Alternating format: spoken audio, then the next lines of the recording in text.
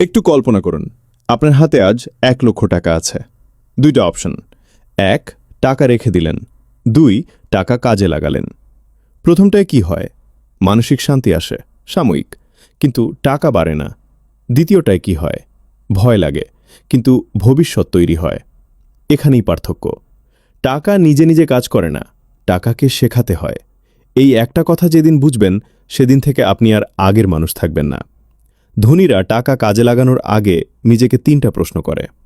প্রশ্ন 1, এই টাকা কি আরেকটা টাকা তৈরি করবে? যদি না করে, সেটা বিনিয়োগ না, সেটা খরচ। প্রশ্ন 2, এই টাকা কি আমাকে সময় দেবে?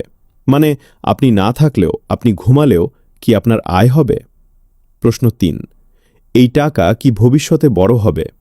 আজ ছোট হলেও 1 বছর পর, 5 বছর পর কোথায় যাবে? যদি এই 3টা প্রশ্নের উত্তর না হয়, তাহলে ওটা সম্পদ না, ওটা বোঝা। এখানেই মানুষ সবচেয়ে বড় ভুলটা করে। বেশিরভাগ মানুষ ভাবে আরও টাকা আসুক, তারপর বিনিয়োগ করব। কিন্তু বাস্তবতা হলো, আপনি যেভাবে 20,000 টাকা ব্যবহার করেন, 20 লাখ টাকাও ঠিক সেভাবেই ব্যবহার করবেন। সমস্যাটা ইনকামে না, সমস্যাটা চিন্তায়। এখন থেকে নিজেকে একটাই প্রশ্ন করুন: আমি কত টাকা আয় করছি, আর আমার কয়টা টাকা আমার জন্য কাজ করছে? এই প্রশ্নটাই আপনাকে 95% মানুষের ভিড় থেকে আলাদা করবে।